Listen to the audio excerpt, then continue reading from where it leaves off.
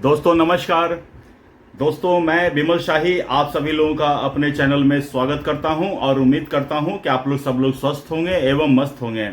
सभी राष्ट्रवादियों और सनातनियों से ये निवेदन रहेगा कि आप लोग मेरे चैनल को सब्सक्राइब कर लीजिए और वीडियो को लाइक एवं शेयर भी कीजिए।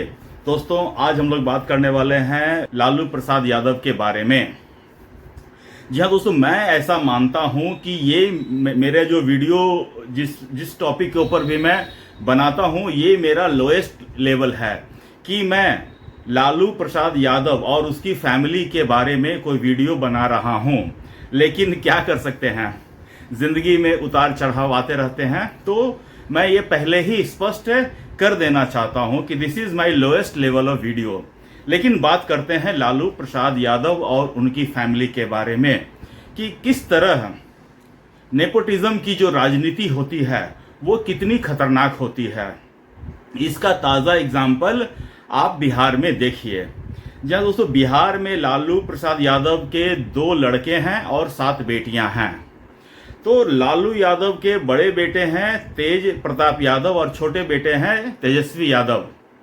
और तेजस्वी यादव के राजनीतिक सलाहकार हैं हरियाणा के संजय यादव।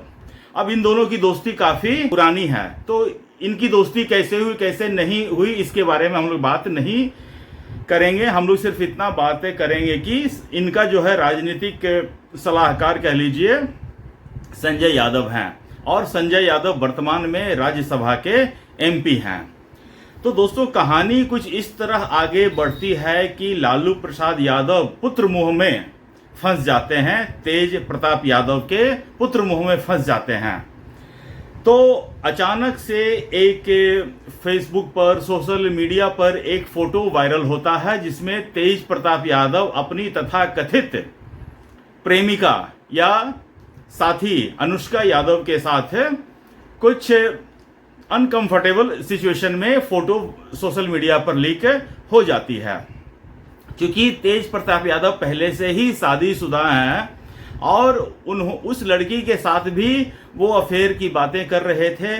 तो ये सब सारा चीजें लालू एंड फैमिली को बड़ा मतलब कि विचित्र स्थिति में लाके रख देता है। तो लालू यादव ऐसा करते हैं कि अपने परिवार और अपनी पार्टी से बड़े बेटे तेज प्रताप को बेदखल कर देते हैं। तो यहां तक तो रही कहानी का पार्ट 1 कि लालू यादव ने तेज प्रताप यादव को अपनी परिवार और पार्टी से बेदखल कर दिया और पार्टी की पूरी कमान तेजस्वी यादव के हाथों में सौंप दिया। और तेजस्वी यादव के जो सलाहकार हैं संजय यादव हैं ही। और इसी बीच दोस्तों बिहार चुनाव आ जाता है।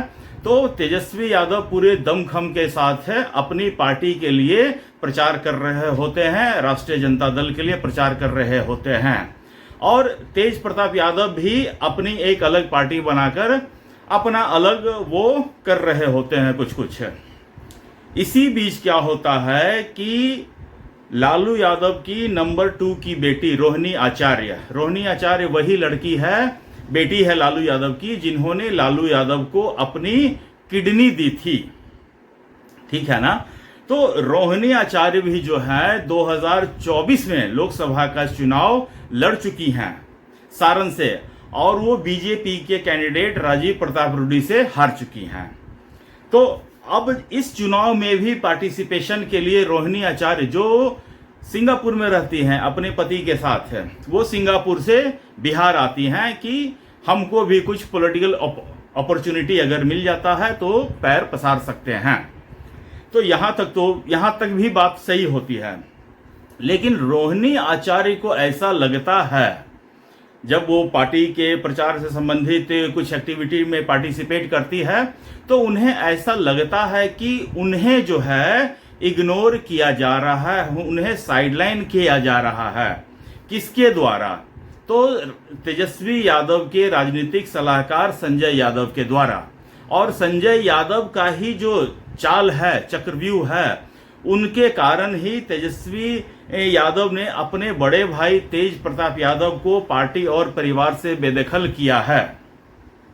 तो रोहिणी आचार्य को यह लग रहा है कि उन्हें भी संजय यादव जो हैं कुछ इस तरह से इग्नोर और साइडलाइन कर रहे हैं। तो रोहिणी आचार्य का दिमाग ठनकता है और उन्हें लगता है कि वो इस संजय यादव को एक्सपोज करेंगी। तो इसी बीच दोस्तों क्या होता है कि कुछ दिन पहले, 4 या 5 दिन पहले सोशल मीडिया पर एक पोस्ट होता है। वो पोस्ट मैं आपको पढ़ के बताता हूं। जी हाँ दोस्तों, ये पोस्ट होता है 4-5 दिन पहले, जब तेजस्वी यादव जो हैं बिहार अधिकार यात्रा जो है निकाल रहे होते हैं अपने आलीशान वैनिटी वैन में बैठकर।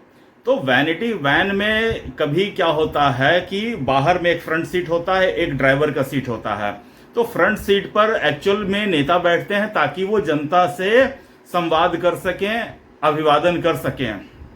कई बार क्या होता है कि गाड़ी चल रही होती है तो नेता अंदर की सीट पर जाकर आराम कर रहे होते हैं और उनके चमचे चपाटे, जो चेले चपाटे सब जो होते हैं, वो फ्रंट सीट पर बैठ के गाड़ी हाँकने का काम करते हैं। तो इसी क्रम में क्या हुआ कि एक फोटो पर ऐसा आया कि संजय यादव जो है तेजस्वी यादव की फ्रंट सीट पर बैठा हुआ होता है। तो एक कोई यूजर है आलोक कुमार नाम के, उस यूजर ने लिखा, आप देखिए यहां पर, फ्रंट सीट सदैव शीर्ष के नेता और नेतृत्वकर्ता के लिए चिन्हित होती है और उनकी अनुपस्थिति में भी किसी को उस सीट पर नहीं बैठना चाहिए।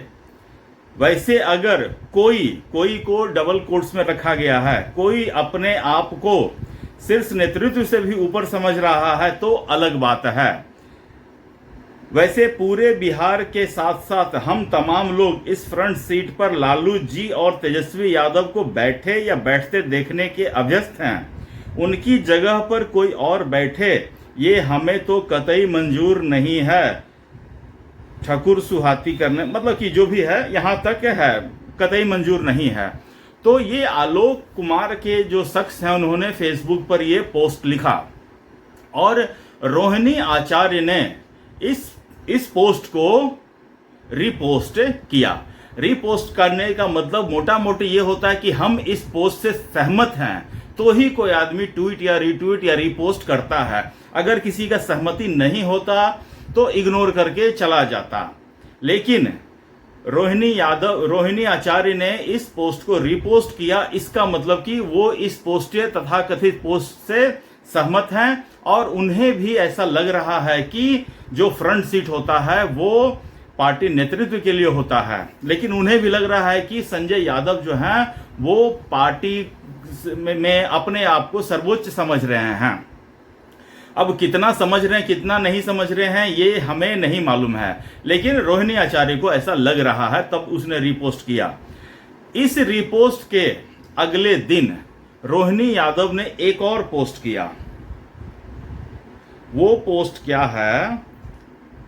वो पोस्ट है, हाँ, वो पोस्ट में फिर से दिखाया गया है कि इस वैनिटी वैन में तेजस्वी यादव बैठे हुए हैं और एक महिला बैठी हुई हैं। तो रोहिणी आचार्य अपने ट्विटर पोस्ट पर लिखती हैं, वंचित, आप यहां देखते रहिए, वंचितों व समाज के आखिरी पायदान पर खड़े वर्ग समूह को आगे लाना ही राष्ट्रीय जनता दल के राष्ट्रीय अध्यक्ष आदरणीय लालू यादव जी के सामाजिक आर्थिक न्याय के अभियान का मूल मकसद रहा है। इन तस्वीरों में समाज के इन्हीं तबके से आने वाले लोगों को आगे बैठे देखना सुखद अनुभूति है।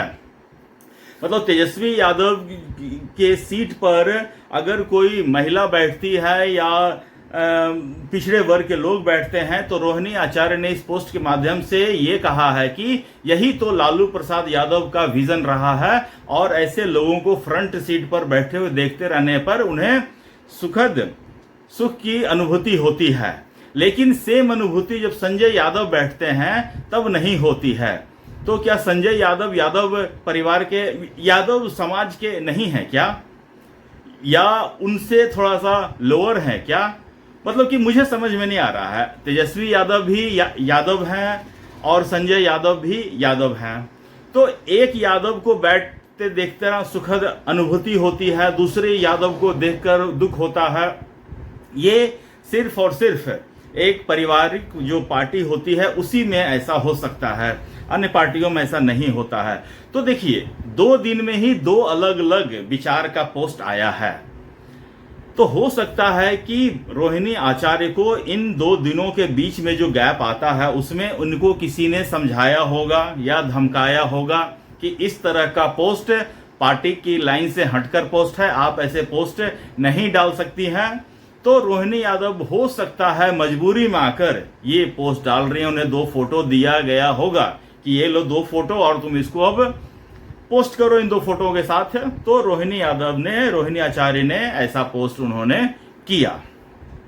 लेकिन यहां पर भी रोहिणी आचार्य का गुस्सा कम नहीं होता है और उसके नेक्स्ट जो उन्होंने जो पोस्ट किया है एक्स पर, वो पोस्ट से उन्होंने पूरा जो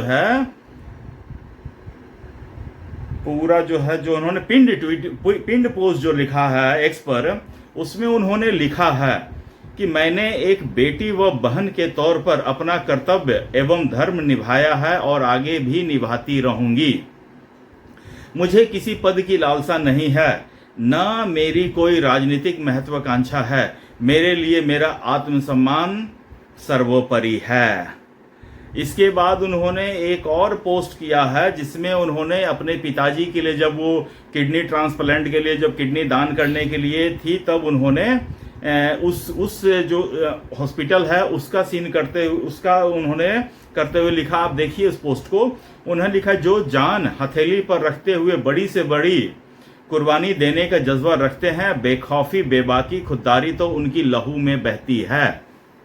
और इतना सब कुछ पोस्ट करने के बाद रोहिणी आचार्य जो है वापस सिंगापुर लौट जाती हैं। अब उनका बिहार का चुनाव में पार्टिसिपेशन नहीं रहेगा। तो रोहिणी जी ने ये जो लिखा है, रोहिणी आचार्य ने जो लिखा है कि उनकी राजनीतिक महत्वाकांक्षा नहीं है कोई। तो जब राजनीतिक महत्वाकांक्षा नहीं थी तो दीदी 2024 का चुनाव लड़ने क्यों आई थी? दीदी फिर आप अभी सिंगापुर में रही रही थी, चुनाव के समय बिहार क्यों आई थी? दीदी उसके बाद आप जो है बीजेपी या मोदी या आरएसएस पर समय समय पर ट्वीट पर एक्स पर पोस्ट क्यों डालते रहती हैं? ये सब आपका दिखाता है कि राजनीति महत्वाकांक्षा तो आप में कूट कूट कर भरी हुई थी। और चूंकि पार्टी आपके परिवार की है तो परिवार में तो पद मिल ही जाता है। आपकी बड़ी बहन को राज्यसभा भेजा ना, आपके संजय यादव को राज्यसभा भेजा ना, आपके दोनों भाई विधायक है ना, आपकी मम्मी मुख्यमंत्री बनी थी ना, आपके पिताजी ने, मैं मान सकता हूं कि उन्होंने मेहनत से अपनी कुर्सी पाई, मुख्यमंत्री के कुर्सी तक पहुंचे। बाकी सारे लोग तो सिर्फ परिवारवाद की ही उपज हैं। तो ये सारा कुछ सिचुएशन जो है लालू यादव के परिवार में चल रहा है, उठापटक चल रहा है। लालू यादव बहुत आप मोदी को मौके करते थे ना, भाइयों बहनों करते थे ना, भाइयों बहनों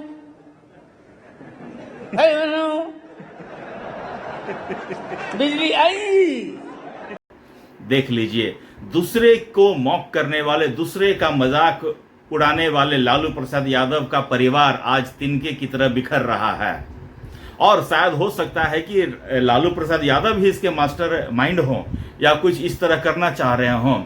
लेकिन मतलब कि लालू यादव को देखिए, आज उनका परिवार तितर बितर हो रहा है। तेज प्रताप कह रहे हैं कि इस जीवन में अब हम कभी भी आरजेडी पार्टी में नहीं आएंगे वापस से।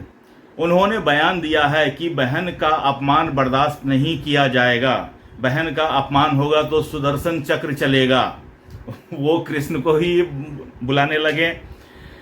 तो ये सारा उठापटक जो है लालू परिवार में चल रहा है, विरासत की महाभारत चल रही है। देखते हैं इस महाभारत में का अंत क्या होता है। तब तक आप लोग मेरे वीडियो को सब्सक्राइब कीजिए, चैनल को सब्सक्राइब कीजिए, वीडियो को लाइक कीजिए, शेयर कीजिए, कमेंट कीजिए और अपना ख्याल रखिए। नमस्ते, बाय।